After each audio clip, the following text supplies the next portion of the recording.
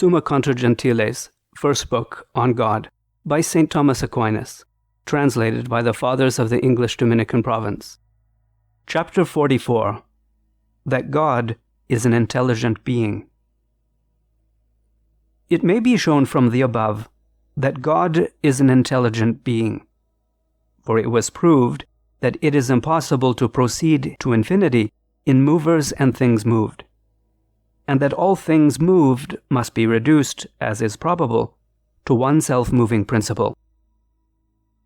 Now a self-mover moves itself by appetite and apprehension, for such like things alone are found to move themselves, since it is in them to be moved and not to be moved.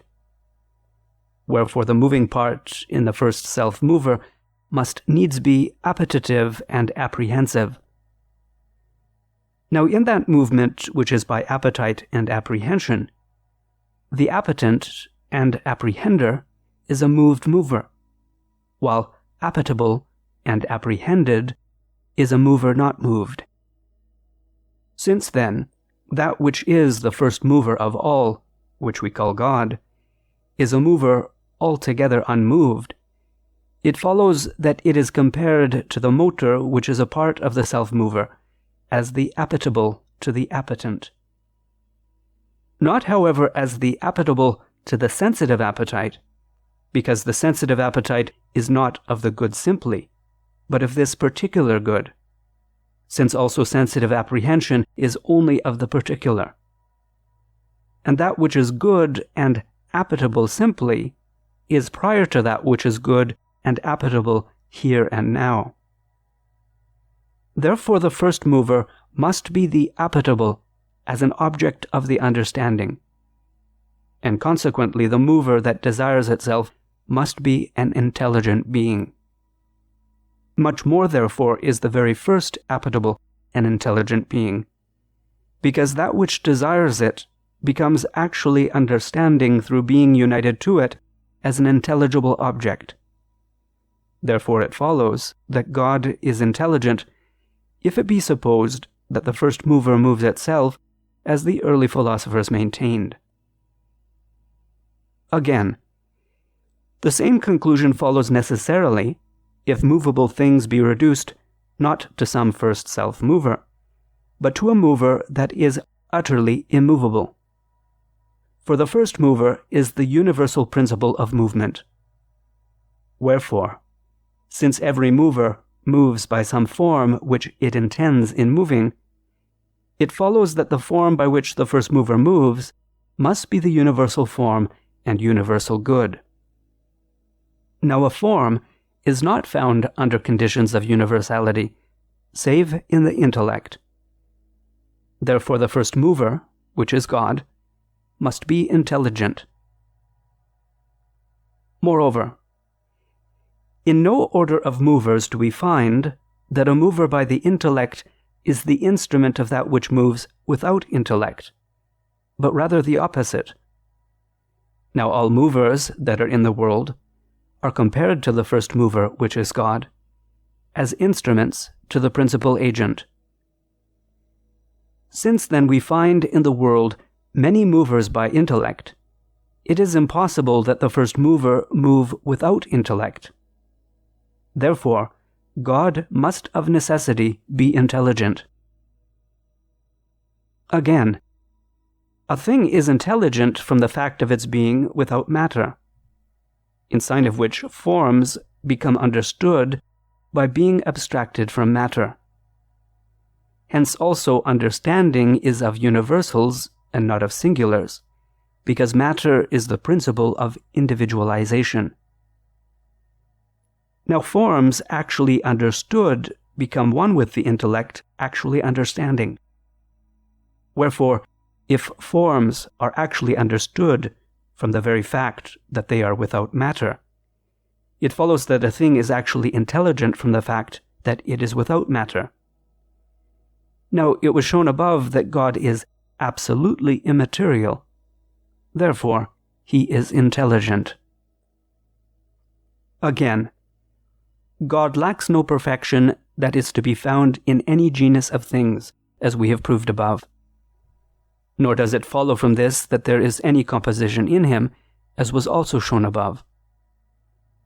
Now the greatest among the perfections of things is that a thing is intellectual, because thereby it is, after a fashion, all things, having in itself the perfection of all. Therefore, God is intelligent. Moreover, whatever tends definitely to an end, either prescribes that end to itself, or that end is prescribed to it by another, else it would not tend to this end rather than to that. Now natural things tend to definite ends, for they do not pursue their natural purposes by chance, since in that case those purposes would not be realized always or for the most part, but seldom, for of such is chance. Since then they do not prescribe the end to themselves, for they do not apprehend the notion of end, it follows that the end is prescribed to them by another, who is the author of nature. This is he who gives being to all, and who necessarily exists of himself, whom we call God, as shown above. Now he would be unable to prescribe nature its end, unless he were intelligent. Therefore, God is intelligent. Moreover, whatever is imperfect originates from something perfect, because the perfect naturally precedes the imperfect, as act precedes potentiality. Now the forms that exist in particular things are imperfect, since their existence is limited and does not extend to the full universality of their nature. Wherefore they must needs originate from certain perfect and not limited forms. Now such forms are impossible except as an object of the understanding, since no form is found in a state of universality except in the intellect. Consequently, those forms must be intelligent if they are subsistent, for in no other way can they be operative. Therefore it follows that God, who is the first subsistent act, from which all others derive, is intelligent. The Catholic faith confesses this truth. For it is said of God in Job chapter 9 verse 4, "He is wise in heart and mighty in strength." And in chapter 12 verse 16, "With him is strength and wisdom." And in the psalm, "Thy knowledge is become wonderful to me." And in Romans 11 verse 33, "O the depth of the riches of the wisdom and of the knowledge of God." The truth of this belief took such hold on men that they named God from understanding. For theos, which is the Greek for God, is derived from theasthai, which means to consider or to see. Chapter 45. That God's act of intelligence is his essence. From the fact that God is intelligent, it follows that his act of intelligence is his essence. For intelligence is the act of an intelligent being, existing within that being and not passing on to something outside of it, as heating passes into the thing heated. For the intelligible suffers nothing through being understood, but the one who understands is perfected. Now whatever is in God is the divine essence. Therefore God's act of intelligence is the divine essence, the divine existence, and God himself, since God is his essence and his existence. Further, the act of intelligence is compared to the intellect as existence to essence. But God's existence is his essence as proved above. Therefore God's act of intelligence is his intellect. Now the divine intellect is God's essence, otherwise it would be accidental to God. Therefore, the divine act of intelligence must needs be his essence. Moreover, second act is more perfect than first act, even as consideration is more perfect than knowledge. Now God's knowledge or intellect is his very essence, if he is intelligent as shown above. since no perfection belongs to him by participation but by essence, as already proved.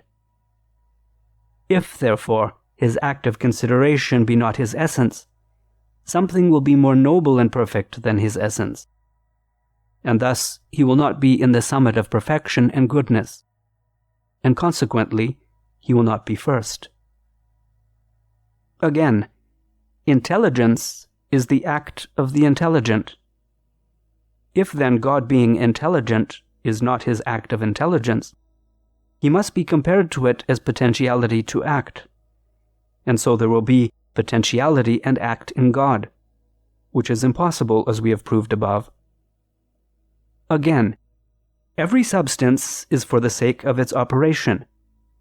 If therefore God's operation is other than the divine substance, his end will be other than himself. And thus God will not be his own goodness, since the good of a thing is its end. If, however, God's act of intelligence is his existence, his act of intelligence must be simple, eternal, unchangeable, existing only in act, and all those things which have been proved about the divine existence. Wherefore God is not in potentiality to intelligence, nor does he begin to understand a thing anew, nor is his act of intelligence subject to any change or composition whatsoever. Chapter 46. That God understands by nothing else than his essence. From what has been proved above, it is made evident that the divine intellect understands by no other intelligible species but the divine essence. For the intelligible species is the formal principle of the intellectual operation, even as the form of every agent is the principle of that agent's proper operation. Now the intellectual operation of God is his essence, as we have shown. Wherefore something else would be the principle and cause of the divine essence, if the divine intellect understood by some intelligible species other than his essence. And this is in contradiction with what has been shown above. Again, the intellect is made actually intelligent by the intelligible species, just as sense is made actually sentient by the sensible species. Hence the intelligible species is compared to the intellect as act to potentiality. And consequently, if the divine intellect were to understand by a species other than itself, it would be in potentiality with respect to something, and this is impossible as we have proved above. Moreover, an intelligible species that is accessory to the essence of the intellect in which it is, has an accidental being, for which reason our knowledge is reckoned among the accidents. Now in God there can be no accident, as proved above. Therefore there is no species in his intellect besides the divine essence. Further, an intelligible species is the image of something understood. Wherefore, if in the divine intellect there be an intelligible species besides its essence, it will be the image of something understood. Either, therefore, it will be the image of the divine essence or of some other thing. But it cannot be the image of the divine essence, for then the divine essence would not be intelligible by itself, and this species would make it intelligible. Nor again can there be in the divine intellect a species distinct from its essence and representative of some other thing, for this image would be imprinted thereon by something. Not, however, by the divine intellect itself, because then the same thing would be agent and patient, and there would be an agent which imprints not its own, but another's image on the patient, and thus not every agent would produce its like. Nor again by another, for then there would be an agent previous to the divine intellect. Therefore, there cannot possibly be in it an intelligible species besides its essence. Moreover, God's act of intelligence is his essence, as we have proved. Therefore, if he understood by a species that is not his essence, it would be by something other than his essence. But this is impossible. Therefore, he does not understand by a species that is not his essence. Chapter 47. That God understands himself perfectly. It is furthermore clear from the above that God understands himself perfectly. For since the intellect is directed by the intelligible species to the thing understood, the perfection of intellectual operation depends on two things. One is that the intelligible species be perfectly conformed to the thing understood. The other is that it be perfectly united to the intellect, and this is all the more so, according as the intellect is endowed with greater efficacy in understanding. Now the divine essence, which is the intelligible species whereby the divine intellect understands, is absolutely the same as God himself, and is altogether identified with his intellect. Therefore, God understands himself most perfectly. Further, a material thing is made intelligible by being abstracted from matter and from material conditions. Wherefore that which by its nature is severed from matter and from material conditions is by its very nature intelligible. Now every intelligible is understood according as it is actually one with the intelligent, and God is himself intelligent, as we have proved. Therefore, since he is altogether immaterial and is absolutely one with himself, he understands himself most perfectly. Again, a thing is actually understood through the unification of the intellect in act and the intelligible in act. Now the divine intellect is always intellect in act, since nothing is in potentiality and imperfect in God. And God's essence is by itself perfectly intelligible, as shown above. Since then, the divine intellect and the divine essence are one, as stated above, it is evident that God understands himself perfectly, for God is both his own intellect and his own essence. Moreover, whatever is in anyone in an intelligible manner is understood by him.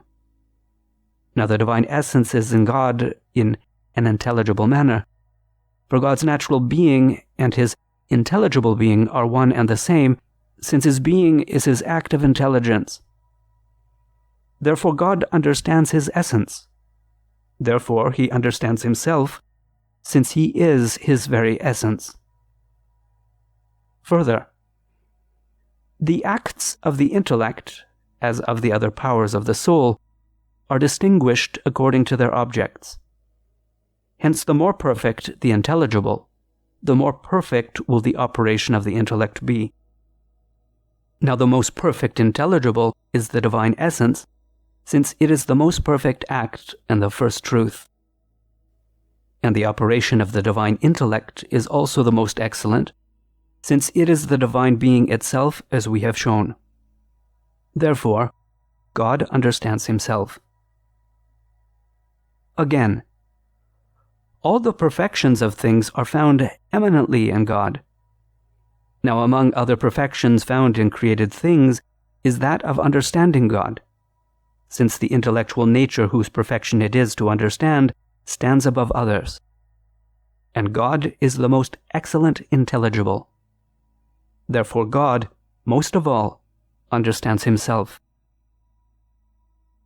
This is confirmed by divine authority, for the Apostle says in 1 Corinthians 2:10 that the Spirit of God searcheth the deep things of God. Chapter 48. That God knows only himself first and per se. From the foregoing it follows that God first and per se knows himself alone. For that thing alone is known first and per se, by whose species the intellect understands, because the operation is proportionate to the form which is the principle of the operation.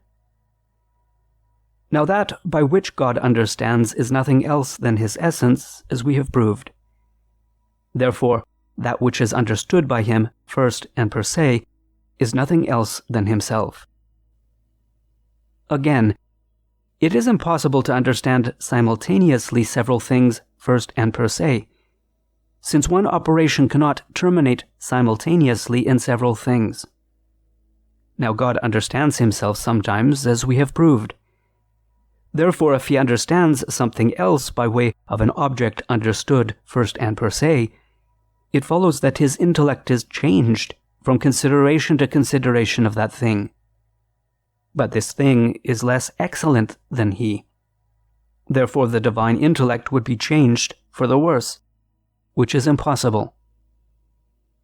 Moreover, the operations of the intellect are distinguished in relation to their objects. If, therefore, God understands himself in something other than himself as principal object, he will have several intellectual operations. Therefore, either his essence will be divided into several parts, or he will have an intellectual operation that is not his substance, both of which have been proved to be impossible. Therefore it follows that nothing is known by God as understood first and per se, except his essence. Again, the intellect, insofar as it is distinct from the object of its intelligence, is in potentiality in its regard. If then something else is understood by God, first and per se, it will follow that he is in potentiality in respect of something else, and this is impossible, as we have shown above. Further, the thing understood is the perfection of the one who understands, because the intellect is perfect insofar as it actually understands. And this is through its being one with the thing understood. Therefore, if something other than God be first understood by him, something else will be his perfection and more excellent than he. But this is impossible. Moreover, the knowledge of one who understands is the product of many things understood. Accordingly, if many things are known by God as known principally and per se, it follows that God's knowledge is composed of many, and thus either God's essence will be composite, or knowledge will be accidental to God. But either of these is clearly impossible from what has been said. It remains, therefore, that which is understood by God first and per se is nothing else than his substance. Further, the intellectual operation takes its species and excellence from that which is understood first and per se, since this is its object. If therefore God understood a thing other than himself, as though it were understood first and per se, his intellectual operation would derive its species and excellence from that which is other than himself. But this is impossible, since his operation is his essence, as we have shown. It is accordingly impossible for that which God understands first and per se to be other than himself. Chapter 49. That God knows things other than himself. From the fact that God knows himself first and per se, we must conclude that he knows things other than himself in himself. For the knowledge of an effect is sufficiently obtained from knowledge of the cause. Wherefore, we are said to know a thing when we know its cause. Now God, by his essence, is the cause of being in other things. Since, therefore, he knows his own essence most fully, we must conclude that he knows other things also. Further, the likeness of every effect pre-exists somewhat in its cause, since every agent produces its like. Now whatever is in something else is therein according to the mode of the thing in which it is. If therefore God is the cause of certain things, since by his nature he is intellectual, the likeness of his effect will be in him intelligibly. Now that which is in a subject intelligibly is understood thereby. Therefore God understands things other than himself in himself. Moreover, whoever knows a thing perfectly knows whatever can be said truly of that thing and whatever is becoming thereto by its nature, Now it is becoming to God by his nature to be the cause of other things. Since then he knows himself perfectly, he knows that he is a cause, and this is impossible unless he knows his effect somewhat. Now this is something other than himself, for nothing is cause of itself. Therefore God knows things other than himself. Accordingly, taking these two conclusions together, it is evident that God knows himself as the first and per se object of his knowledge, and other things as seen in his essence. This truth is explicitly declared by Dionysius in On the Divine Names 7 as follows: "He looks upon singulars, not by casting his eye on each one, but he knows all things as one, contained in their cause."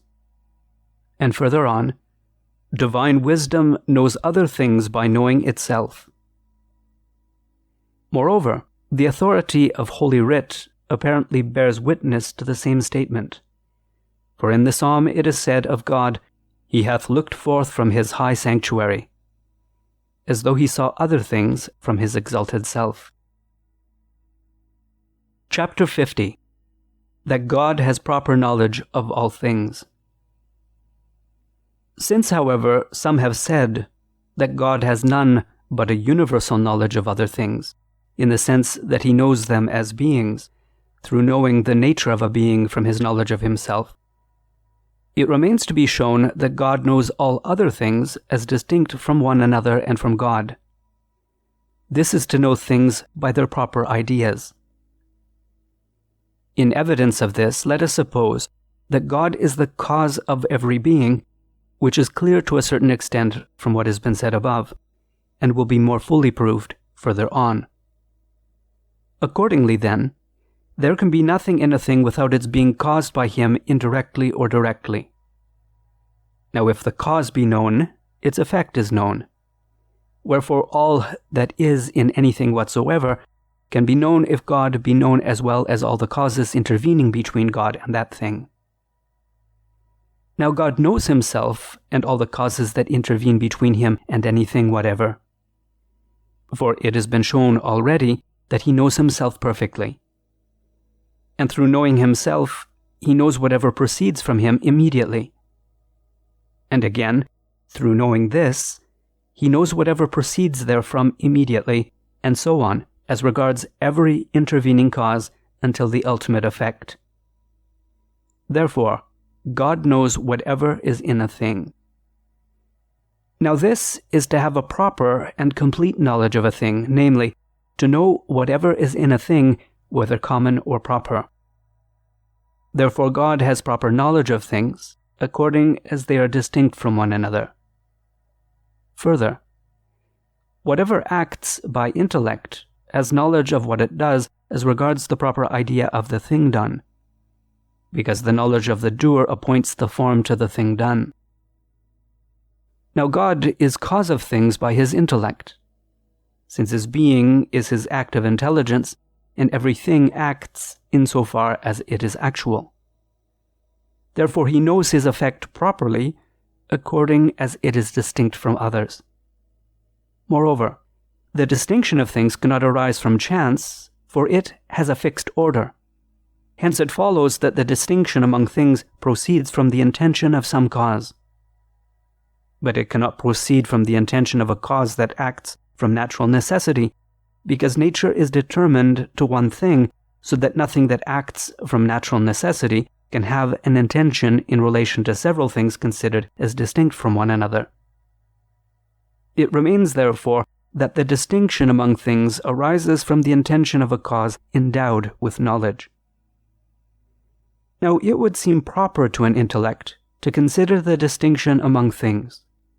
Wherefore Anaxagoras declared that an intellect was the principle of distinction. But taken as a whole, the distinction of things cannot proceed from the intention of any second cause, since all such causes are included in the universality of distinct effects. Wherefore it belongs to the first cause, which is of itself distinct from all others, to intend the distinction among all things. Therefore, God knows things as distinct. Again, whatsoever God knows, he knows most perfectly. For in him are all perfections, as in that which is simply perfect, as shown above.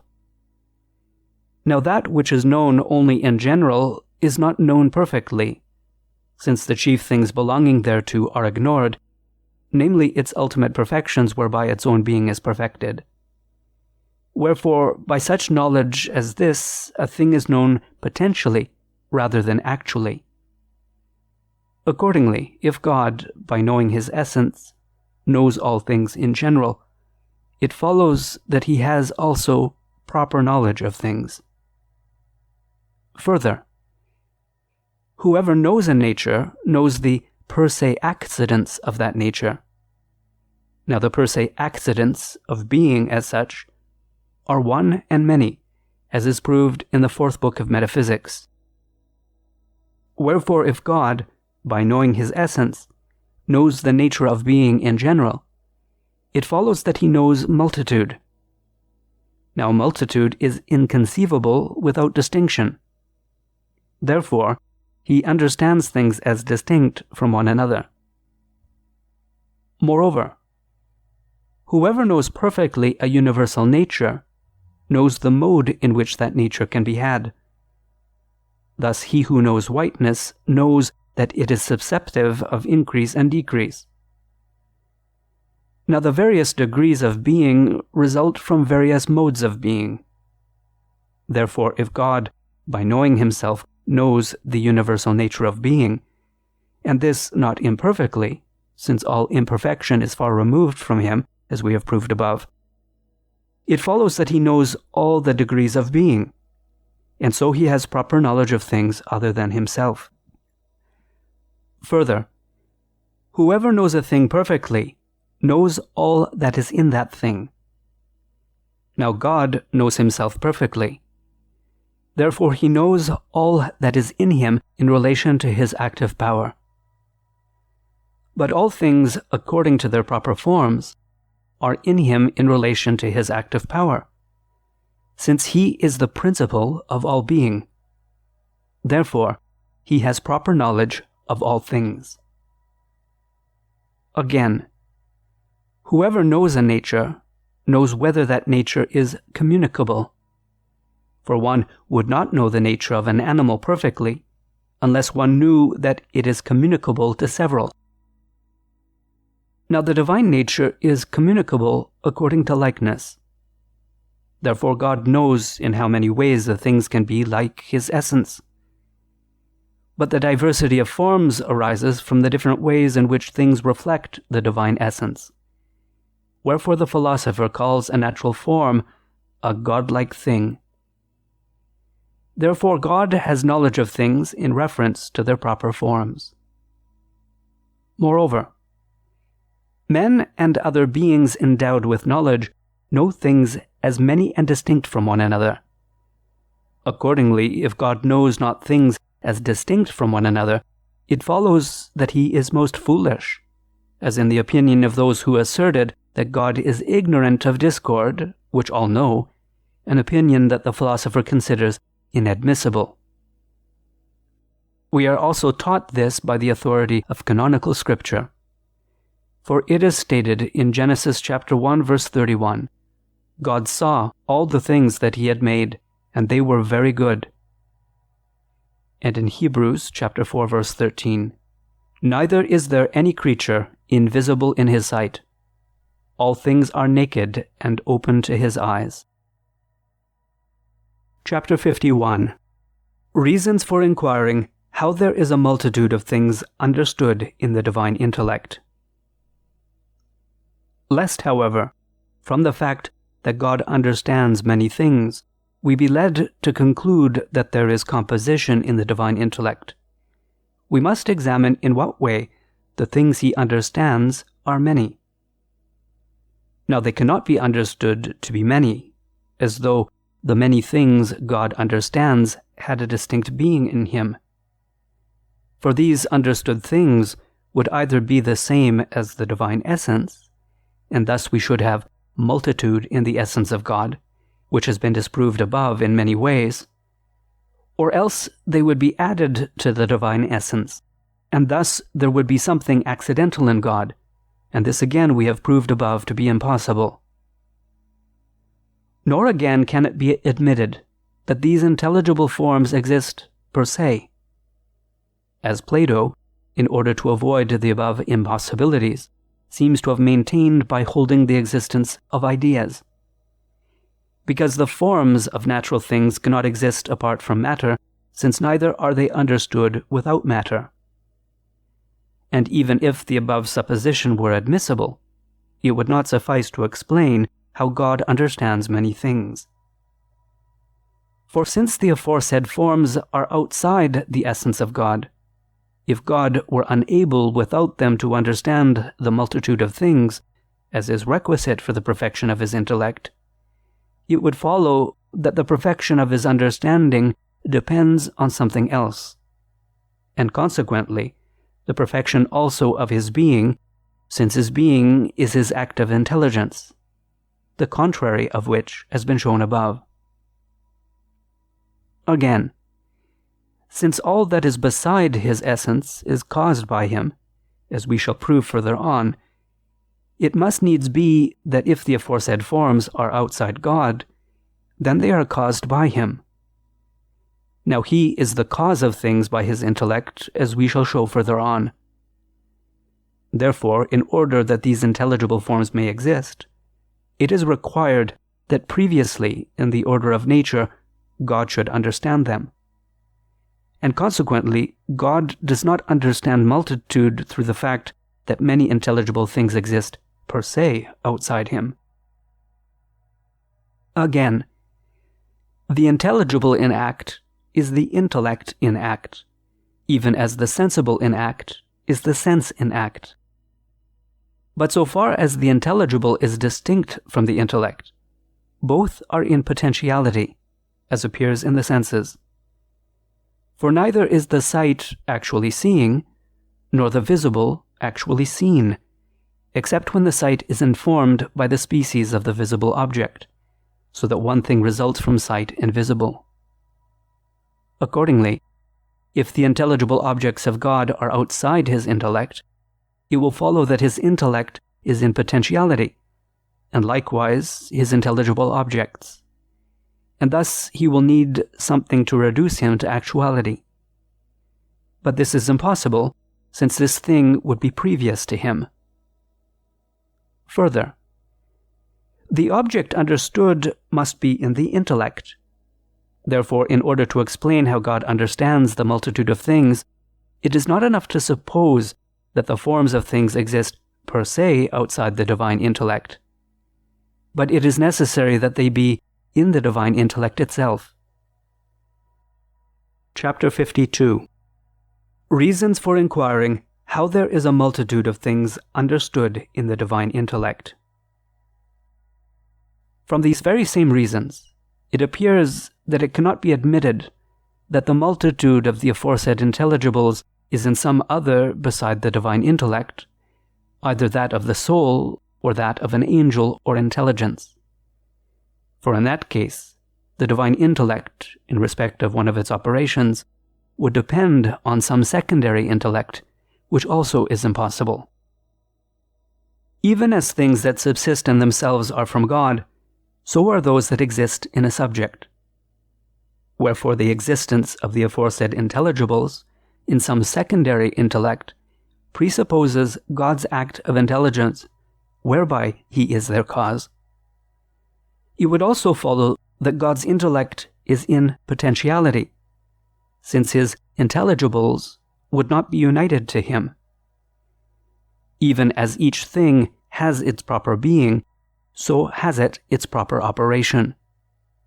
Wherefore it is impossible that because one intellect is disposed to operate, therefore another exercises intellectual operation, but only that the same intellect where we find the disposition, even as a thing is by its own essence and not by another's.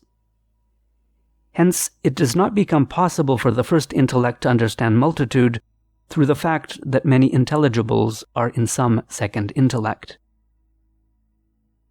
Chapter 53. Solution of the foregoing doubt. The foregoing doubt may be easily solved if we examine carefully how things understood are in the understanding. And in order that, as far as possible, we may proceed from our intellect to the knowledge of the divine intellect, it must be observed that the external objects which we understand do not exist in our intellect according to their own nature, but it is necessary that our intellect contain their species whereby it becomes intellect in act. And being in act by this species as by its proper form, it understands the object itself. And yet, the act of understanding is not an act passing into the intellect, as heating passes into the object heated, but it remains in the one who understands, although it bears a relation to the object understood, for the very reason that the aforesaid species, which is the formal principle of intellectual operation, is the image of that object. It must furthermore be observed that the intellect informed by the species of the object, by understanding produces in itself a kind of intention of the object understood, which intention reflects the nature of that object, and is expressed in the definition thereof.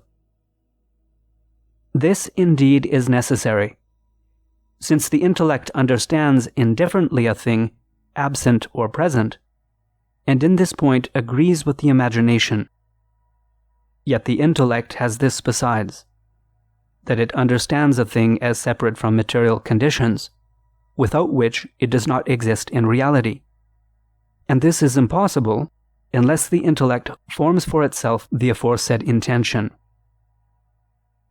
Now this understood intention, since it is the term, so to speak, of the intellectual operation, is distinct from the intelligible species which makes the intellect in act, and which we must look upon as the principle of the intellectual operation, albeit each is an image of the object understood, since it is because the intelligible species, which is the form of the intellect and the principle of understanding, is the image of the external object, that the intellect in consequence forms an intention like that object. For such as a thing is, such is the effect of its operation. And since the understood intention is like a particular thing, it follows that the intellect, by forming this intention, understands that thing. On the other hand, the divine intellect understands by no species other than his essence, as we have proved. And yet his essence is the likeness of all things. Wherefore it follows from this, that the concept of the divine intellect, according as he understands himself, which concept is his word, is the likeness not only of God himself understood, but also of all things of which the divine essence is the likeness. Accordingly, many things can be understood by God by one intelligible species which is the divine essence, and by one understood intention which is the divine word. Chapter 54. How the divine essence, though one and simple, is a proper likeness of all things intelligible. And yet it may seem to someone difficult or impossible that the one and same simple thing, such as God's essence, be the proper type or likeness of diverse things. For since the distinction of diverse things arises from their proper forms, that which by reason of its proper form is like one of them must needs be unlike another. Whereas, so far as diverse things have something in common, nothing hinders them from having one likeness. For instance, a man and an ass, inasmuch as they are animals. Hence it would follow that God has not proper but common knowledge of things, because the operation of knowledge follows according to the mode by which the thing known is in the knower, even as heating follows the mode of heat.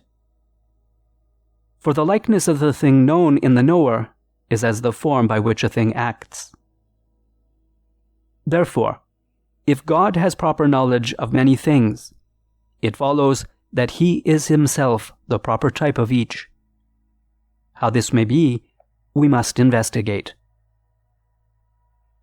As the philosopher says in the 8th book of Metaphysics, forms of things and their definitions which signify them are like numbers.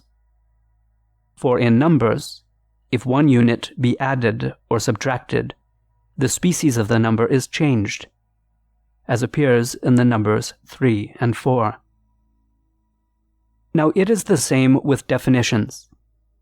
For the addition or subtraction of one difference changes the species. Thus a sensible substance minus rational and plus rational differs specifically.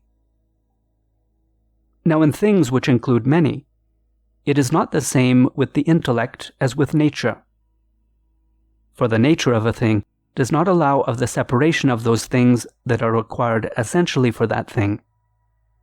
Thus the nature of an animal will not remain if the soul be taken away from the body.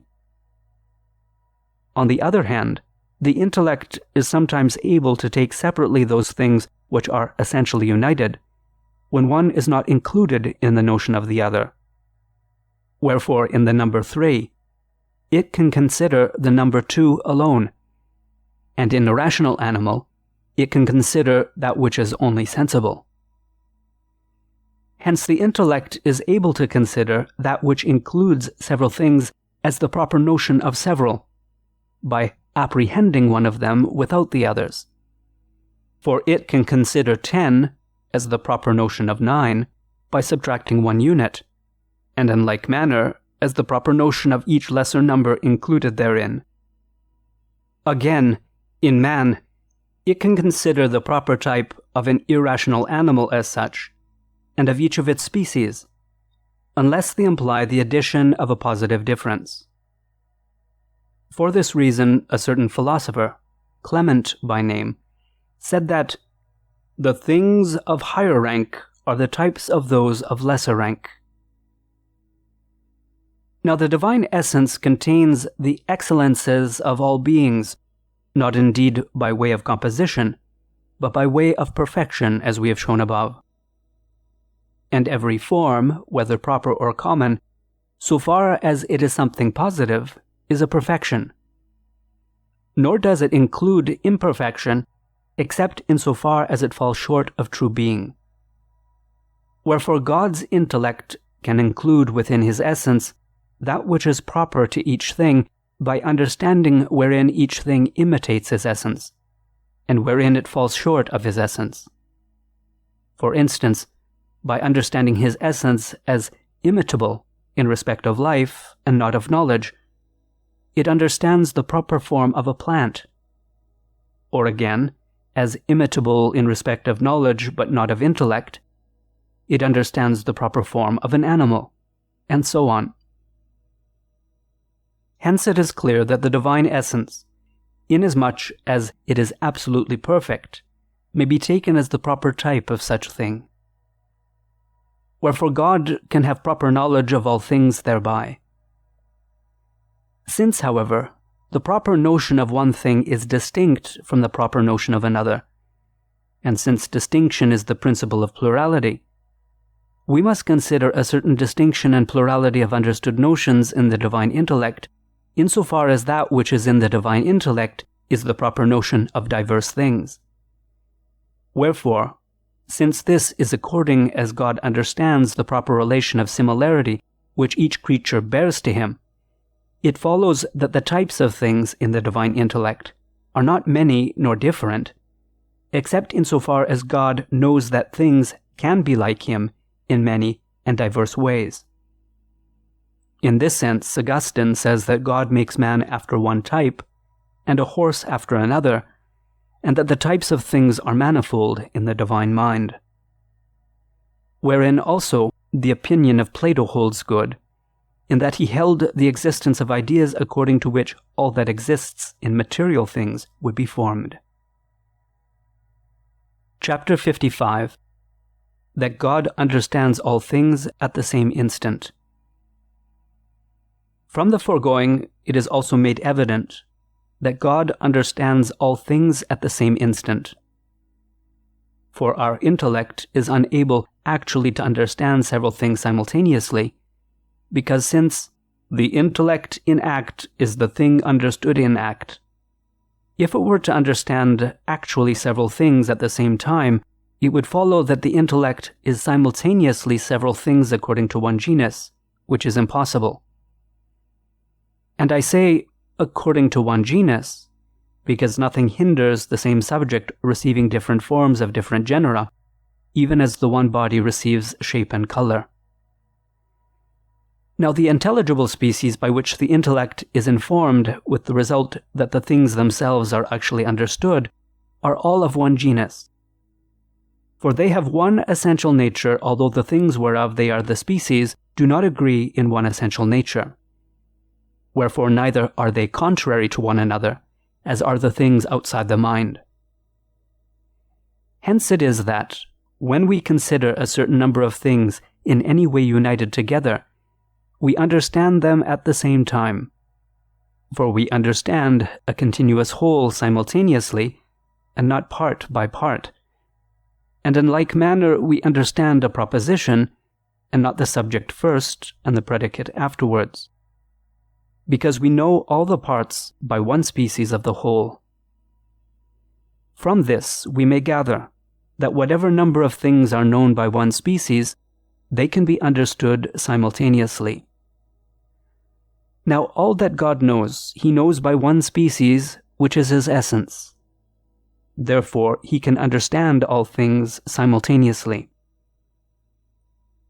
Again, the cognitive power does not know a thing except the intention be there, wherefore at times we do not actually imagine the phantasms preserved in the organ, because the intention is not directed thereto. For the appetite moves the other powers to act, involuntary agents. Hence we do not consider simultaneously a number of things if the intention be not directed to them simultaneously. And those things that must needs come under one intention must be understood simultaneously. Since he who considers the comparison between two things directs his intention simultaneously to both, and considers both at the same time. Now all those things that are in the divine knowledge must come under one intention. For God intends to see his essence perfectly, and this is to see it according to its whole power under which all things are comprised. Therefore God, in seeing his essence, sees all things simultaneously. Moreover, the intellect of one who considers many things in succession cannot possibly have only one operation. For since operations differ according to their objects, the operation whereby the intellect considers the first thing must needs be distinct from that whereby it considers the second. But the divine intellect has only one operation, which is its essence, as proved above. Therefore it considers all that it knows, not simultaneously but successively. Further, succession is inconceivable apart from time, and time apart from movement, since time is the measure of movement according to before or after. Now no movement is possible in God, as may be gathered from what has been said above. Therefore, in God's thought there is no succession, and consequently whatever he knows, he considers simultaneously. Again, God's act of understanding is his very being, as shown above.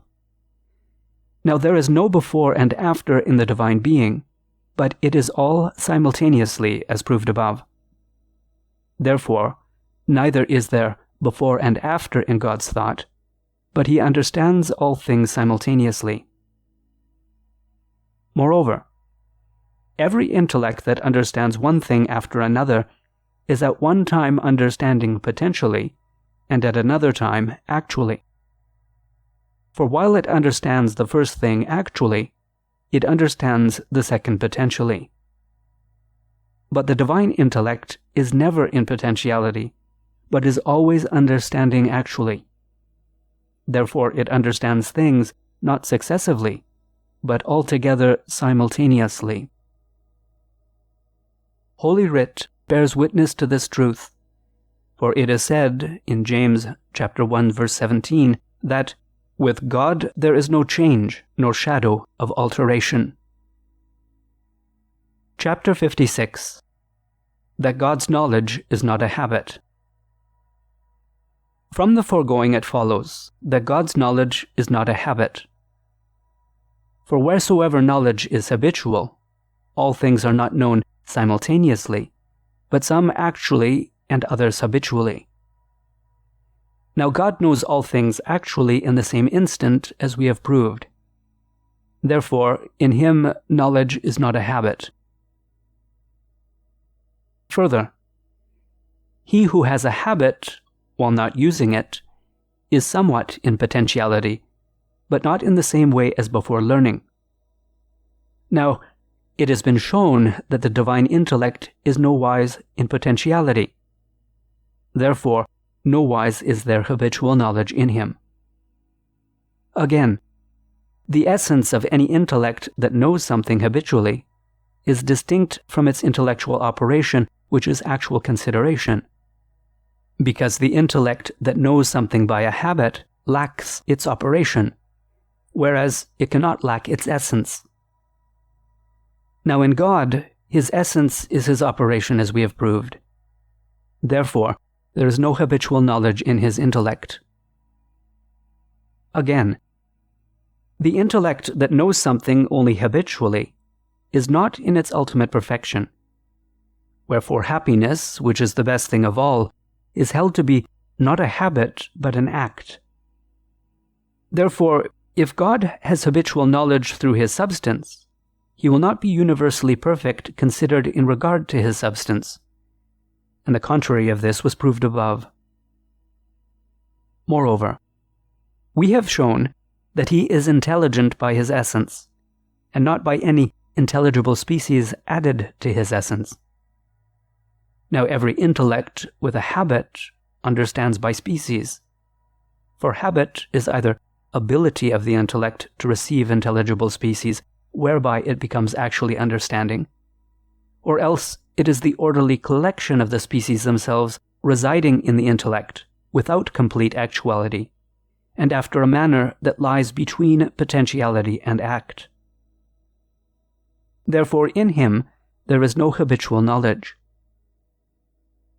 Further, habit is a quality. Now neither quality nor any accident can be ascribed to God, as was proved above. Therefore habitual knowledge is not becoming to God. Since, however, the disposition by which one is only habitually considering or willing or acting is like the disposition of one who sleeps. Hence David, in order to remove habitual knowledge from God, says, "Behold, he shall neither slumber nor sleep, that keepeth Israel." For the same reason, it is said in Ecclesiasticus, chapter 23, verse 28, "The eyes of the Lord are far brighter than the sun, for the sun shines always actually." Chapter 57. That God's knowledge is not discursive. Furthermore, we gather from the foregoing that God's thoughts are not argumentative or discursive. Our thoughts are argumentative when we pass from one thought to another, as when we reason from principles to conclusions. For a person does not argue or discourse from the fact that he sees how a conclusion follows from its premises, and considers both together, since this happens not by arguing, but by judging of an argument. Even so, neither does material knowledge consist in judging of material things. Now it was shown that God does not consider one thing after another successively, as it were, but all things simultaneously. Therefore his knowledge is not argumentative or discursive, although he is cognizant of all discourse and argument. Again, whosoever argues views the premises by one consideration and the conclusion by another. For there would be no need, after considering the premises, to proceed to the conclusion, if by the very fact of considering the premises, one were to consider the conclusion also. Now God knows all things by one operation which is his essence, as we have proved above. Therefore his knowledge is not argumentative. Further, all argumentative knowledge has something of potentiality and something of actuality, since conclusions are potentially in their premises. But potentiality has no place in the divine intellect, as we have shown above. Therefore, his intellect is not discursive. Moreover, in all discursive knowledge, something must needs be caused, since the premises are, so to speak, the cause of the conclusion, wherefore a demonstration is described as a syllogism that produces knowledge. But nothing can be caused in the divine knowledge, since it is God himself, as shown above. Therefore, God's knowledge cannot be discursive. Again, those things which we know naturally are known to us without our discoursing about them, as in the case of first principles. Now knowledge in God cannot be otherwise than natural, nor in fact otherwise than essential, since his knowledge is his essence, as we proved above. Therefore God's knowledge is not argumentative.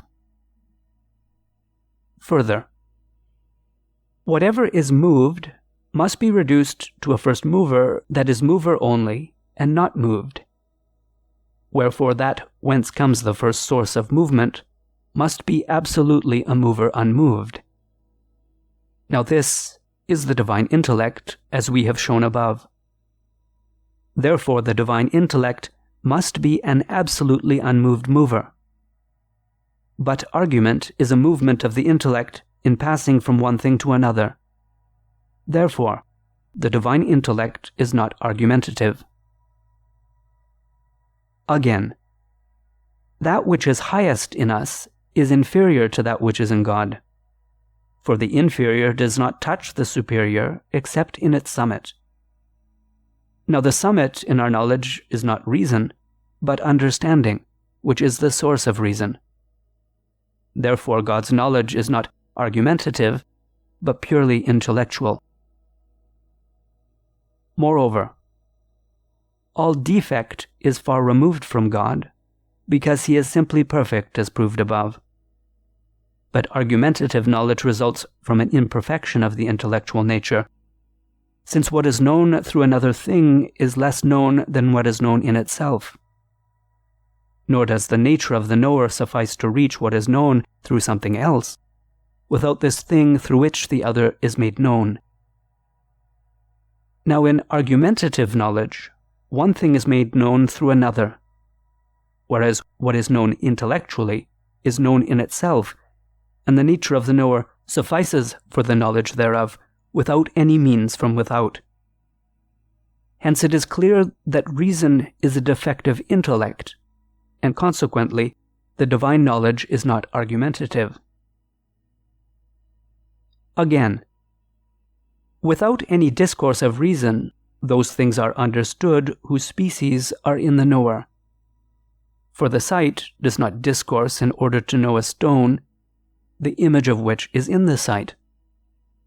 Now the divine essence is the likeness of all things, as we have proved above. Therefore, it does not proceed to know a thing by a discourse of reason. It is also clear how to solve the arguments that would seem to prove the presence of discourse in the divine knowledge. First, because he knows other things through his essence, for it has been proved that this does not involve discoursing, since his essence is related to other things not as the premises to a conclusion, but as species to things known. Secondly, because some might think it unfitting that God should be unable to argue, for he has the knowledge of arguing as judging, and not as discoursing by arguing. Holy Writ bears witness to this truth, which we have proved by reason.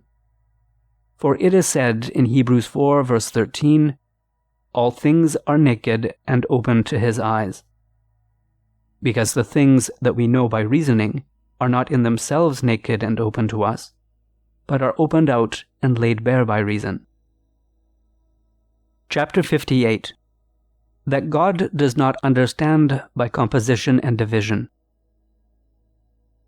It may also be shown from the same principles that the divine intellect does not understand after the manner of composing and dividing intellect. For he knows all things by knowing his essence. Now he does not know his essence by composition and division, since he knows himself as he is, and in him there is no composition. Therefore, he does not understand by way of a composing and dividing intellect. Again, things composed and divided by the intellect are by nature such as to be considered by the intellect apart from one another. For there would be no need of composition and division if from the very fact that one understood what a particular thing is, one knew what it is or is not in that thing. Therefore, if God understands by way of a composing and dividing intellect, it follows that he sees all things not at one glance, but each one separately. And yet we have proved the contrary above. Further, in God there cannot be before and after. Now composition and division come after the consideration of what a thing is, for this consideration is their foundation. Therefore composition and division are impossible in the divine intellect. Again, the proper object of the intellect is what a thing is. Wherefore, about this, the intellect is not deceived except accidentally, whereas it is deceived about composition and division, even as the senses are always true about their proper objects, but may be deceived about others. Now, in the divine intellect, there is nothing accidental, and only what is essential. Wherefore, in the divine intellect, there is no composition and division, but only simple apprehension of a thing. Moreover, the composition of a proposition formed by a composing and dividing intellect exists in the intellect itself, not in the thing that is outside the mind.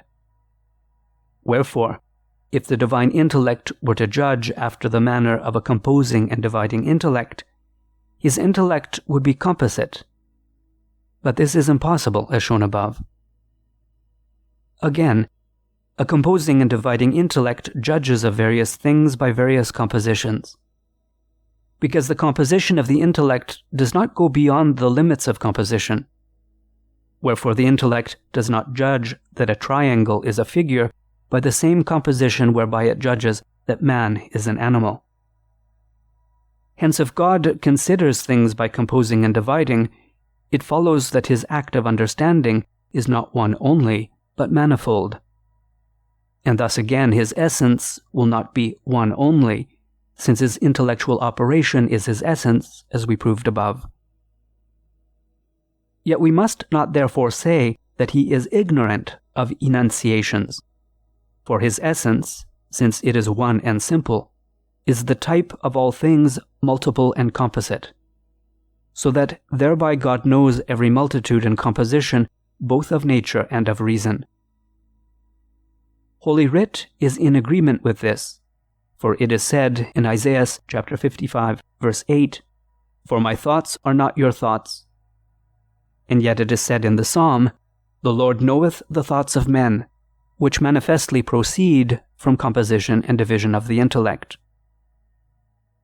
Moreover, Dionysius says in On the Divine Names, Book 7, "Wherefore divine wisdom, by knowing itself, knows all things, the material immaterially, divisible things indivisibly, multitude unitedly." Chapter 59. That God is not ignorant of the truth of enunciations. It follows from the foregoing that, although the knowledge of the divine intellect is not like that of a composing and dividing intellect, it is not ignorant of the truth which, according to the philosopher, is solely about composition and division of the intellect. For since the truth of the intellect is the equation of thought and thing, insofar as the intellect asserts that to be which is, and that not to be which is not. Truth in the intellect belongs to that which the intellect asserts, not to the operation whereby it asserts. Because the truth of the intellect does not require that the act itself of understanding be equated to the thing, since sometimes the thing is material, whereas the act of understanding is immaterial. But that which the intellect in understanding asserts and knows needs to be equated to the thing, namely, to be in reality as the intellect asserts it to be. Now God, by his simple act of intelligence, wherein is neither composition nor division, knows not only the essence of things, but also that which is enunciated about them, as proved above. Wherefore that which the divine intellect asserts in understanding is composition or division. Therefore truth is not excluded from the divine intellect by reason of the latter's simplicity. Moreover, when something non-complex is said or understood, the non-complex in itself is neither equal nor unequal to the reality, since equality and inequality imply a comparison, and the non-complex in itself contains no comparison or application to a reality. Wherefore in itself it cannot be said to be either true or false, but only the complex which contains a comparison between the non-complex and the reality, expressed by composition or division. But the non-complex intellect, by understanding what a thing is, apprehends the quiddity of a thing in a kind of comparison with the thing, since it apprehends it as the quiddity of this particular thing. Hence, although the non-complex itself, or even a definition, is not in itself true or false, nevertheless the intellect that apprehends what a thing is said to be always true in itself, as stated in the third book of De Anima, although it may be accidentally false, insofar as the definition includes complexion either of the parts of the definition with one another, or of the whole definition with the thing defined. Wherefore a definition, according as it is taken to be the definition of this or that thing, as understood by the intellect, will be said to be false either simply, if the parts of the definition do not hold together, as if we were to say an insensible animal, or false in its application to this particular thing, as if one were to apply the definition of a circle to a triangle. Hence, though it be granted, by an impossibility, that the divine intellect knows only non-complex things, it would still be true in knowing its quiddity as its own. Again, the divine simplicity does not exclude perfection, because in its simple essence, it has all the perfections to be found in other things by the aggregation of perfections or forms, as was proved above. Now, our intellect, by apprehending the incomplex, does not as yet reach to its ultimate perfection, since it is still in potentiality as regards composition and division, even as in natural things, simple things are in potentiality in respect of mixed things, and parts in respect of the whole. Accordingly, God, in respect of his simple act of intelligence, has that perfection of knowledge which our intellect has by both kinds of knowledge, whether of the complex or of the non-complex. Now truth is acquired by our intellect in its perfect knowledge thereof, when it arrives at composition. Therefore there is truth in God's mere act of simple intelligence. Again, since God is the good of every good, through having in himself all manner of goodness, as we have shown above, the goodness of the intellect cannot be lacking to him. Now, truth is the good of the intellect, as the philosopher declares in the 6th book of Ethics. Therefore, truth is in God. And this is what is stated in the psalm, "But God is true." Chapter 60. That God is truth. It follows from what has been said that God himself is truth. For truth is the perfection of the intelligence or intellectual operation, as stated above.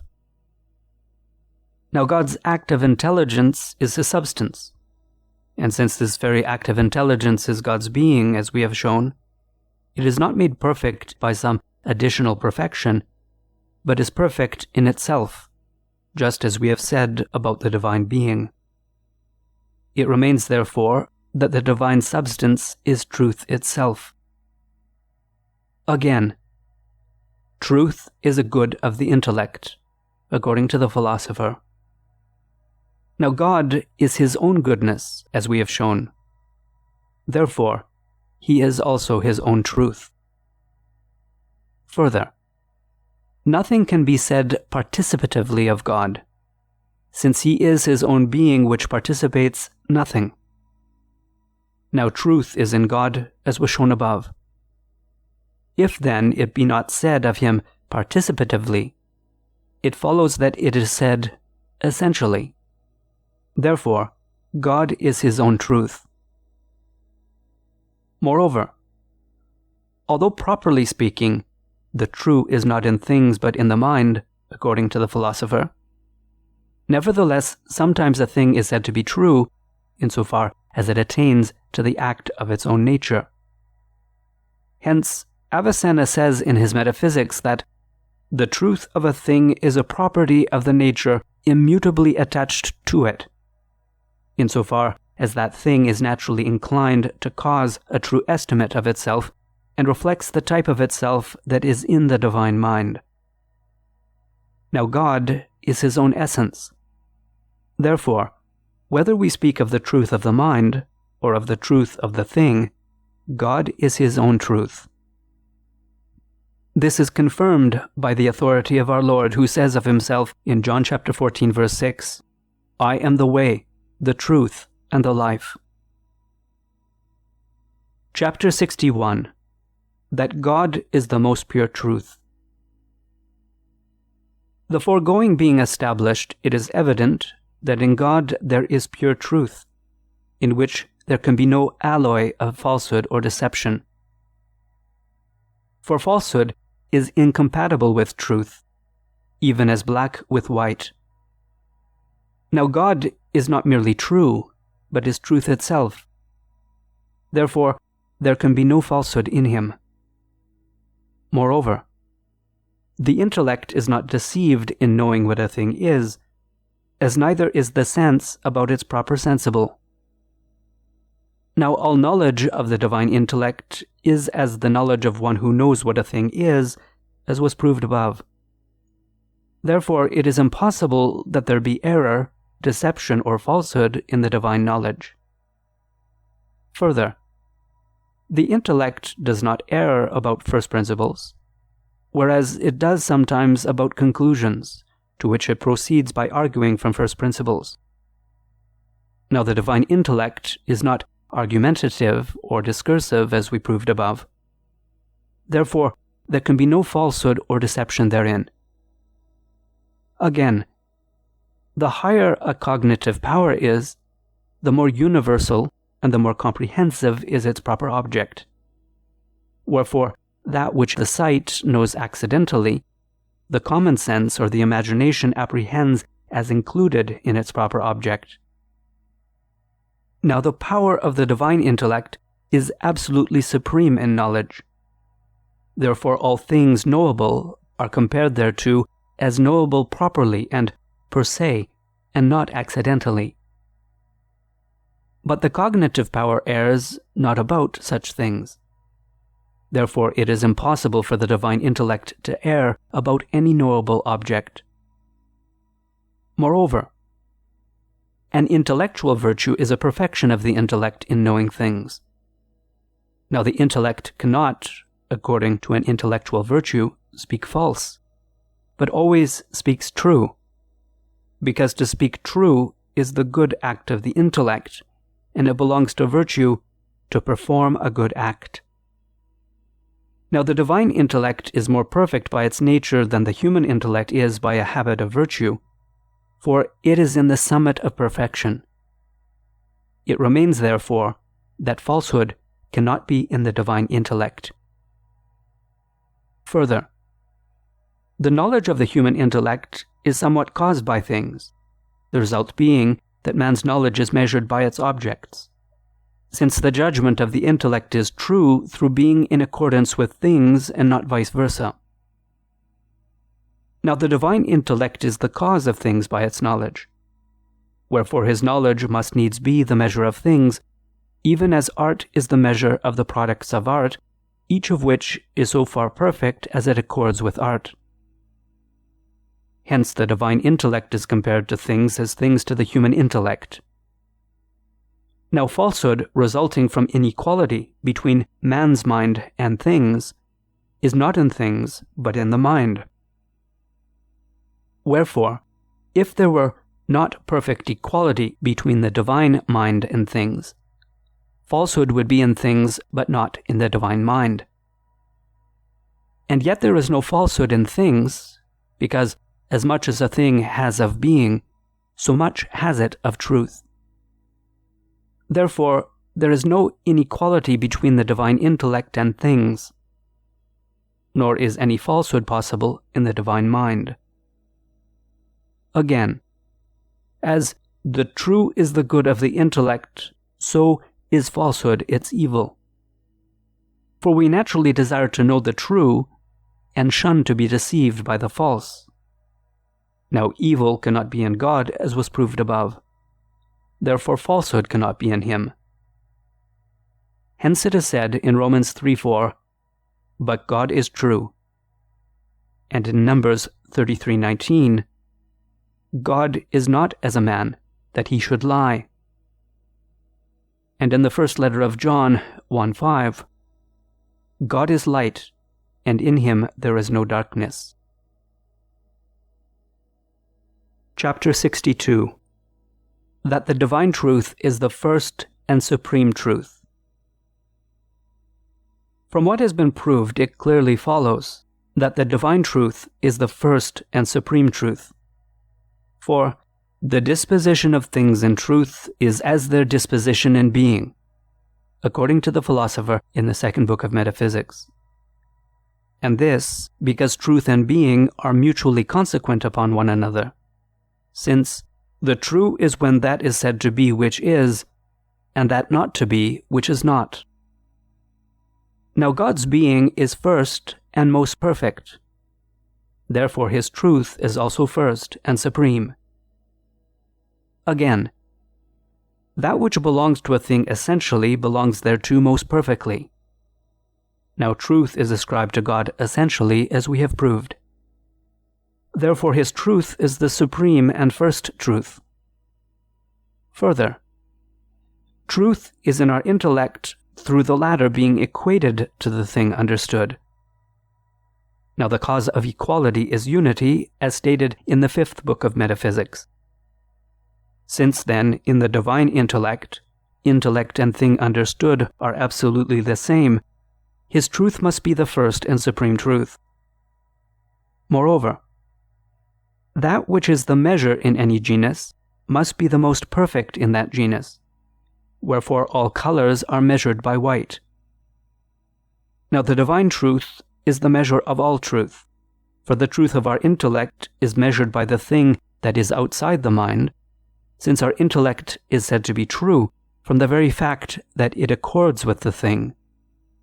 And the truth of a thing is measured according to the divine intellect which is the cause of things, as we shall prove further on, even as the truth of art products is measured by the art of the craftsman. For then is a casket true when it accords with art. Also, since God is the first intellect and the first intelligible, it follows that the truth of every intellect must be measured by his truth, if each thing is measured by the first in its genus, as the philosopher teaches in the 10th book of Metaphysics. Hence the divine truth is the first, supreme, and most perfect truth. Chapter 63. The arguments of those who would deny to God the knowledge of singulars. Now there are some who endeavor to withhold knowledge of singulars from the perfection of God's knowledge. and in support of their contention they proceed by 7 ways. The first is from the very nature of singularity. For since the principle of singularity is signate matter, it seems impossible for singulars to be known by an immaterial power if all knowledge result from some kind of assimilation. Wherefore in us those powers alone which use material organs apprehend singulars, for instance the imagination, the senses, and so on, while our intellect, since it is immaterial, knows not singulars. Much less, therefore, is the divine intellect cognizant of singulars, since it is furthest removed from matter. Hence by no means does it seem possible that God should know singulars. The second argument is that singulars are not always. Either, therefore, they are always known by God, or they are known at one time and unknown at another. The first is impossible, since about what is not there can be no knowledge, which is always about true things, and things which are not cannot be true. The second is also impossible, because the knowledge of the divine intellect is altogether unchangeable, as we have proved. The third argument proceeds from the fact that singulars do not all happen of necessity, but some contingently. Wherefore, there can be no certain knowledge about them except when they are. For certain knowledge is that which cannot be deceived, and every knowledge of contingencies, since these are future, can be deceived, because the event may prove the opposite of that to which the mind holds, since if the opposite could not happen, they would be necessary. Wherefore, we can have no knowledge of future contingencies, but only a kind of conjectural estimate. Now we must suppose that all God's knowledge is most certain and infallible, as we have proved above. Moreover, it is impossible that God begin anew to know something on account of his unchangeableness, as stated. Hence it would seem to follow that he knows not contingent singulars. The fourth is based on the fact that the will is the cause of certain singulars. Now, an effect, until it actually is, cannot be known save in its cause, for only thus can it be before it begins to be in itself. But the movements of the will cannot be known for certain by anyone, except the willer in whose power they are. Wherefore it seems impossible for God to have eternal knowledge of such singulars as have their cause in the will. The fifth proceeds from the infinity of singulars. For the infinite as such is unknown, because whatever is known is, in a way, measured by the comprehension of the knower, since measurement is nothing else than a kind of certification of the thing measured. Wherefore every act discards the infinite. Now singulars are infinite, at least in potentiality. Therefore it seems impossible for God to know singulars. The sixth proceeds from the pettiness of singulars. For as the excellence of knowledge is gauged by the excellence of its object, so apparently the pettiness of the object conduces to pettiness of knowledge. Now the divine intellect is supremely excellent. Therefore, it is incompatible with its excellence that God should know the most trivial of singulars. The seventh argues from the presence of evil in certain singulars. For since the thing known is, in a manner, in the knower, and since evil cannot be in God, as proved above, it would seem to follow that evil and privation are entirely unknown to God, and known only by an intellect that is in potentiality, since privation can only be in that which is potential. Hence it follows that God has no knowledge of singulars wherein evil and privation are to be found. Chapter 64. Order of the things to be said about the divine knowledge. In order to refute this error, and moreover to show the perfection of the divine knowledge, we must carefully seek the truth about each of the aforesaid arguments, so as to disprove whatever is contrary to the truth. In the first place, then, we shall show that the divine intellect knows singulars. Secondly, that it knows things that actually are not. Thirdly, that it knows future contingencies with an unerring knowledge. Fourthly, that it knows the movements of the will. Fifthly, that it knows infinite things. Sixthly, that it knows all the most trivial and petty things. Seventhly, that it knows all evils and privations or defects. Chapter 65. That God knows singulars. Accordingly, we shall prove first that God cannot be lacking in the knowledge of singulars. For it has been shown that God knows other things inasmuch as he is their cause. Now God's effects are singular things, because God causes things in the same way as he makes them to be actual, and universals are not subsistent, but have their being only in singulars, as is proved in the 7th book of Metaphysics. Therefore God knows things other than himself, not only in the universal, but also in the singular.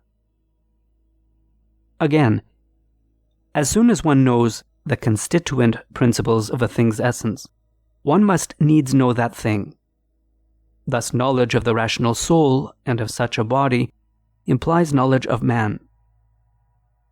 Now the essence of a singular is made up of signate matter and an individual form. Thus the essence of Socrates is made up of this particular body and this particular soul, even as the essence of man in general is made up of soul and body, as stated in the 7th book of Metaphysics. Wherefore, since the latter are included in the definition of man in general, so would the former be included in the definition of Socrates, if he could be defined. Hence, whoever has knowledge of matter, and of those things whereby matter is designated, and of the form individualized by matter, cannot be lacking in knowledge of the singular. Now God's knowledge reaches to matter, individualizing accidents and forms. For, since his act of understanding is his essence, it follows that he understands all that is in any way whatever in his essence, wherein are virtually, as in their first origin, all that have being in any way whatever. Forasmuch as he is the first and universal principle of being, and among these we must include matter and accident, since matter is being in potentiality, and accident being in another. Therefore, God lacks not knowledge of singulars. Moreover, the nature of a genus cannot be known perfectly unless its first differences and proper passions be known. Thus the nature of number would not be perfectly known if odd and even were unknown. Now universal and singular are differences or proper passions of being. Therefore in God, in knowing his essence, knows perfectly the common nature of being. It follows that he knows perfectly the universal and the singular. But just as he would not know the universal perfectly, if he knew the intention of universality without knowing the thing in the universal, such as man or animal, so too he would not know the singular perfectly, if he knew the nature of singularity without knowing this or that singular thing. Therefore, God must needs know singulars. Again, just as God is his very being, so is he his own act of knowledge, as we have proved. Now from the fact that he is his own being, it follows that in him are all the perfections of being as in the first source of being, as we have shown above.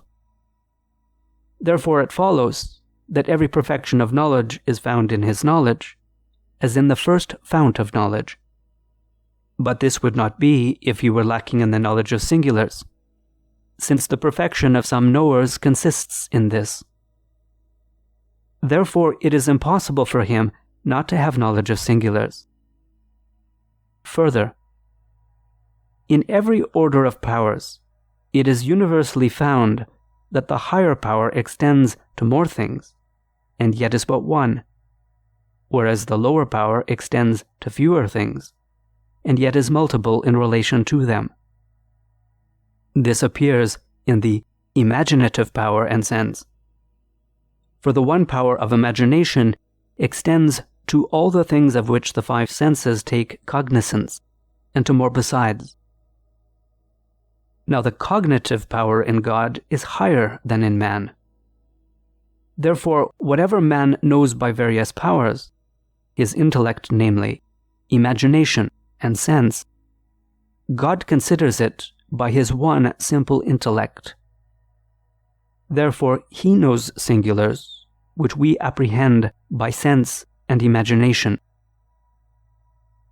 Moreover, God's intellect does not derive its knowledge from things as ours does. Rather is he the cause of things by his knowledge, as we shall prove further on. Wherefore, his knowledge of other things is after the manner of practical knowledge. Now practical knowledge is not perfect, unless it extend to singulars, because the end of practical knowledge is operation, which is about singulars. Therefore, the divine knowledge of other things extends to singulars. Again, the first movable is moved by a motor that moves by intellect and appetite, as was shown above. Now a motor by intellect cannot cause movement unless it knows the movable as naturally inclined to local movement, and that is as existing here and now, and consequently as a singular. Wherefore the intellect, that is the motor of the first movable, knows the first movable as a singular. But this motor is either supposed to be God, and thus our point is proved, or else it is something beneath God. And if the intellect of this motor is able by its own power to know a singular which our intellect is unable to know, much more will the divine intellect be able to do so. Again, the agent is more excellent than the patient and the thing done, as act is more excellent than potentiality. Wherefore a form of lower degree cannot by its action transmit its likeness to a higher degree, whereas a higher form is able by its action to transmit its likeness to a lower degree. Thus corruptible forms are produced in this lower world by the incorruptible agency of the stars, while a corruptible agency cannot produce an incorruptible form. Now all knowledge is the result of assimilation between knower and known. Yet there is this difference, that in human knowledge, assimilation is brought about by the action of sensible things on the human cognitive powers, whereas, contrariwise, in God's knowledge, it arises from the action of the form of the divine intellect on things known. Accordingly, the form of a sensible object, being individualized by its materiality, is unable to transmit the likeness of its singularity to that which is altogether immaterial, and it can only reach those powers which use material organs. But it is transmitted to the intellect by virtue of the active intellect, insofar as it is wholly stripped of material conditions. And so the likeness of the singularity of a sensible form cannot reach as far as the human intellect. On the other hand, the likeness of the form in the divine intellect, since it extends to the smallest details to which his causality extends, reaches to the singularity of a sensible and material form. Therefore, the divine intellect can know singulars, whereas the human intellect cannot. Further, if God knows not singulars, which even men know, this would involve the absurdity which the philosopher urges against Empedocles, namely, that God is most foolish. The truth which we have established is confirmed by the authority of Holy Writ. For it is written in Hebrews 4:13, "Neither is there any creature invisible in his sight." The contrary error is rejected in Ecclesiasticus 16:16. "Say not, I shall be hidden from God, and who shall remember me from on high?" From what we have said, it is also clear how the objection raised in the contrary sense does not conclude aright. For that which the divine intellect understands, although immaterial, is nevertheless the likeness of both the matter and the form, as the first productive principle of both. Chapter 66. That God knows the things that are not. In the next place, we must show that God lacks not the knowledge of things that are not. For as stated above, the divine knowledge stands in the same relation to the things known as things knowable to our knowledge. Now the comparison of the thing knowable to our knowledge is that the knowable thing may exist without our having knowledge of it, whereof the philosopher, in the Predicaments, gives the example of squaring the circle, but not conversely. Wherefore, the relation of the divine knowledge to things must be such that it can also relate to non-existent things. Again, the knowledge of God's intellect stands in the same relation to other things as the knowledge of a craftsman to the works of his craft, since he is cause of things by his knowledge. Now the craftsman, by the knowledge of his art, knows even those things which are not yet produced by his art, since the forms of his art pass from his knowledge into external matter so as to produce the works of his art. And consequently, nothing prevents forms which have not yet materialized outwardly from being in the craftsman's knowledge. Therefore nothing prevents God from having knowledge of things that are not. Further, God knows things other than himself by his essence, inasmuch as he is the likeness of the things that proceed from him, as shown above. But since God's essence is infinitely perfect, as proved above, while all things else have limited being and perfection, it is impossible for all other things together to equal the perfection of the divine essence. Wherefore it is capable of representing many things besides those that exist.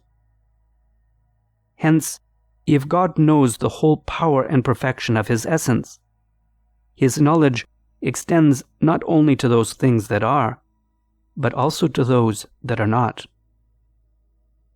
Moreover, our intellect, in respect of the operation by which it knows what a thing is, can have knowledge of those things also that are not actually, since it is able to comprehend the essence of a lion or horse, even if all such animals were slain. Now the divine intellect knows, as one who knows what a thing is, not only definitions, but also enunciations, as shown above. Therefore, it can have knowledge of those things also that are not. Again, an effect can be foreknown in its cause, even before it exists. Even so, an astronomer foreknows a future eclipse by observing the order of the heavenly movements. Now God's knowledge is of all things through their cause, for, by knowing himself, who is the cause of all, he knows other things as his effects, as we proved above.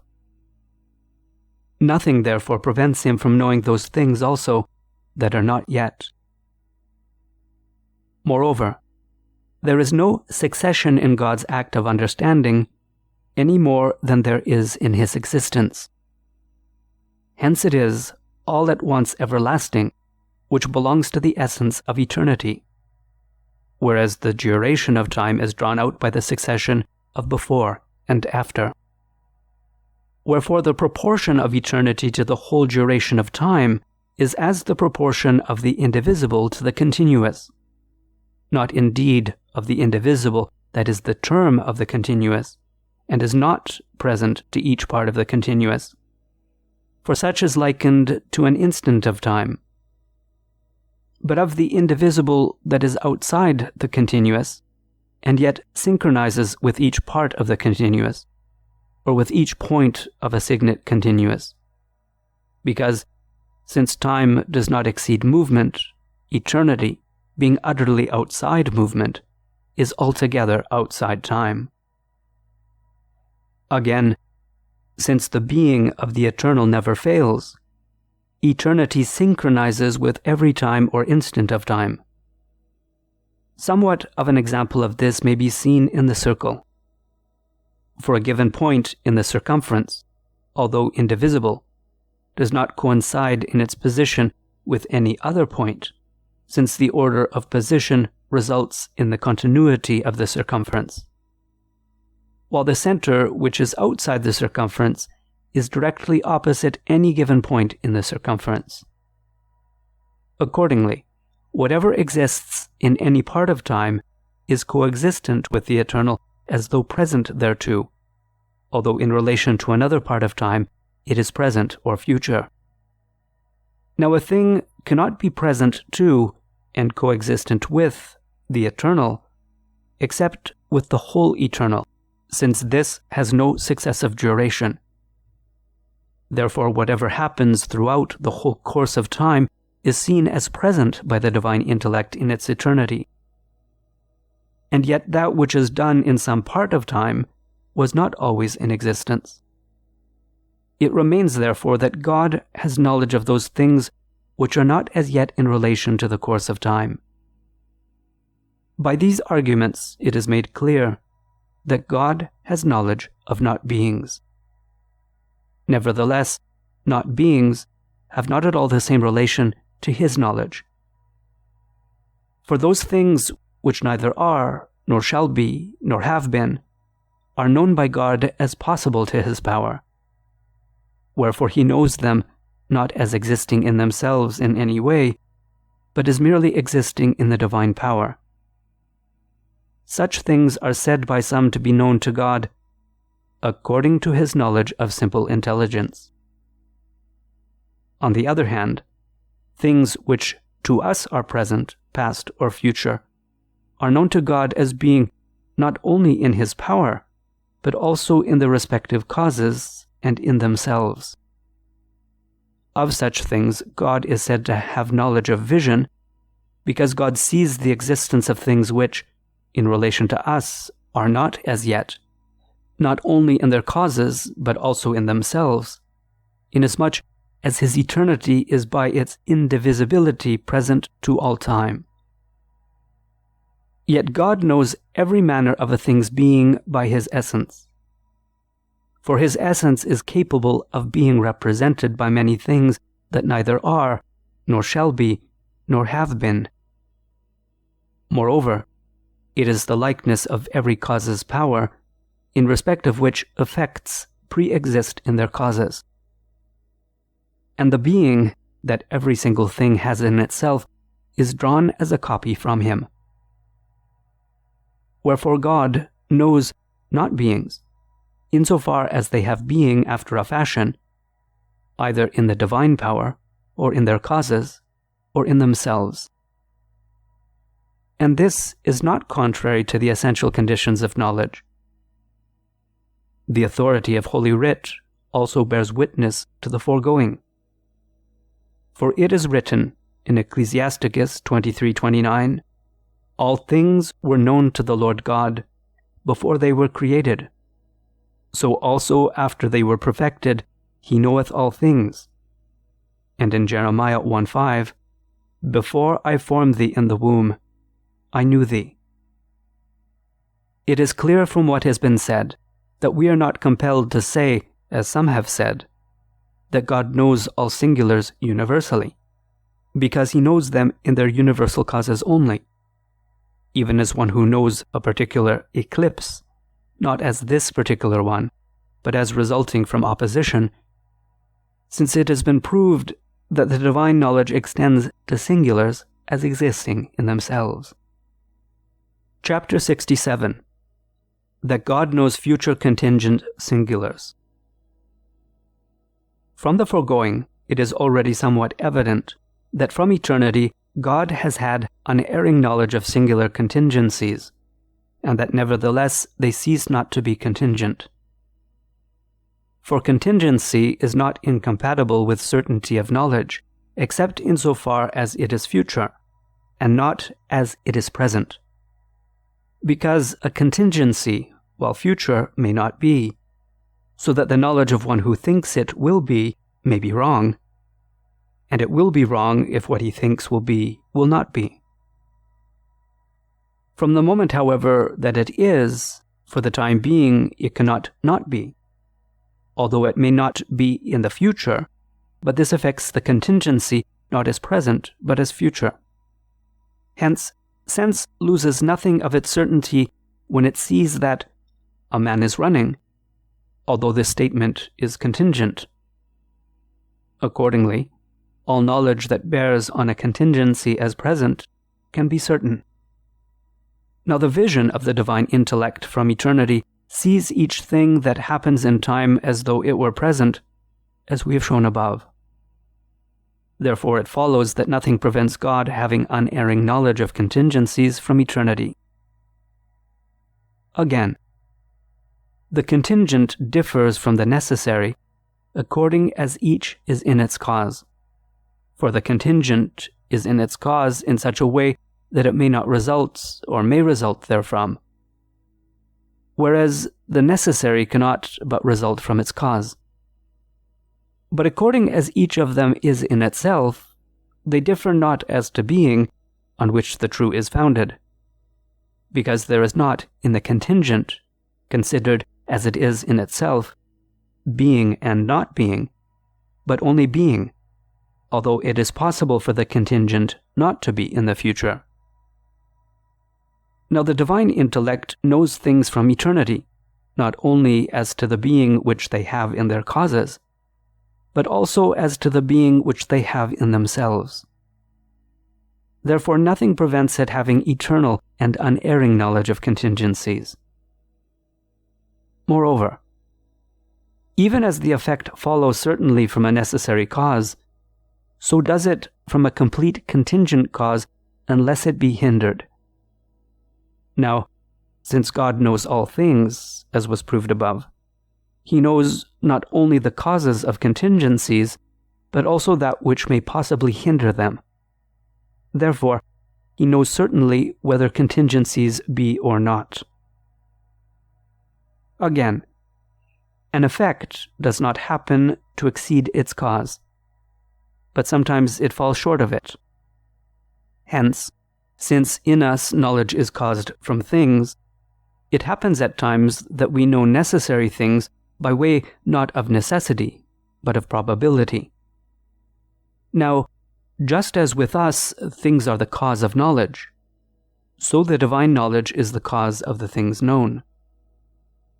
Nothing therefore prevents things whereof God has necessary knowledge being contingent in themselves.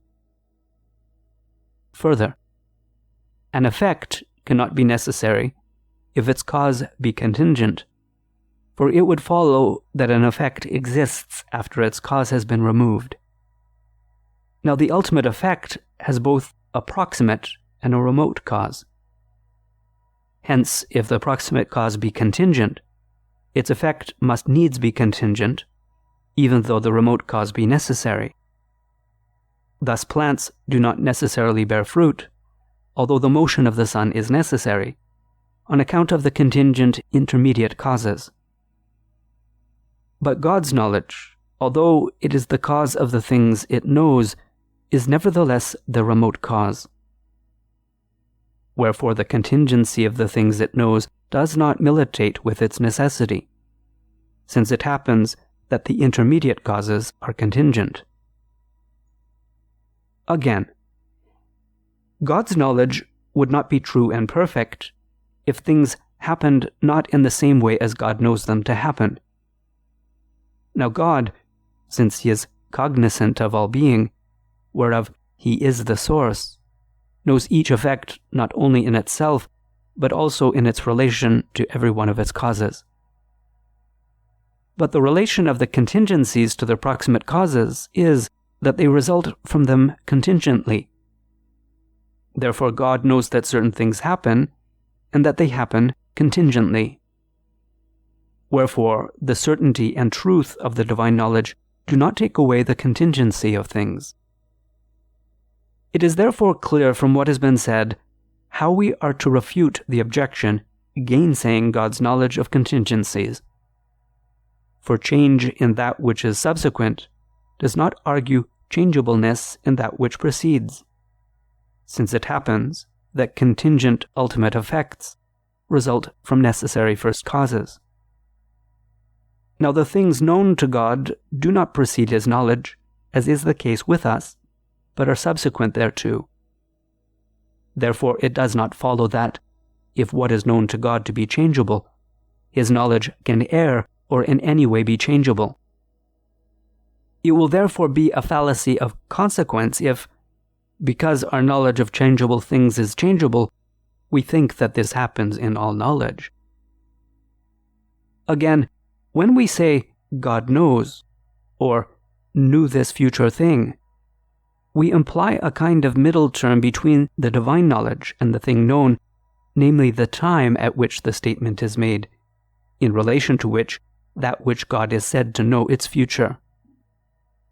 But it is not future in relation to the divine knowledge, which, existing in the moment of eternity, is related to all things as though they were present. In relation to that knowledge, if we set aside the time at which the statement is made, there is no saying that the thing is known as non-existent, so as to allow of the question being raised as to whether it is possible for the thing not to be. But it will be said to be known by God as already seen in its existence. This being supposed, there is no room for the aforesaid question, since what is already cannot, as regards that instant, not be. The fallacy arises, then, from the fact that the time at which we speak is coexistent with eternity, as also does past time, which is designated when we say, God knew. Wherefore, the relation of past or present to future time is ascribed to eternity, which is altogether inapplicable thereto. The result is a fallacy of accident. Further, if every single thing is known to God as seen present to him, that which God knows will be so far necessary, as it is necessary that Socrates is sitting from the fact that he is seen to be sitting. Now this is necessary, not absolutely, or as some say by necessity of consequent, but conditionally, or by necessity of consequence. For this conditional statement is necessary. If he is seen to sit, he sits. Wherefore, if the conditional be rendered categorically, so as to run, that which is seen to sit necessarily sits, it is clear that if it be referred to the statement, and in a composite sense it is true, and if referred to the thing and in a divided sense, it is false. And so in these and in all like arguments employed by those who gainsay God's knowledge of contingencies, there is a fallacy of composition and division. That God knows future contingencies is also proved by the authority of Holy Writ. For it is said in Wisdom chapter 8 verse 8 about the divine wisdom, "She knoweth signs and wonders before they be done, and the events of time and ages."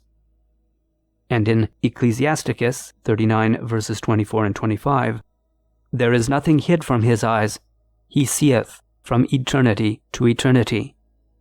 And in Isaiah 48:5, "I foretold thee of old, before they came to pass, I told thee."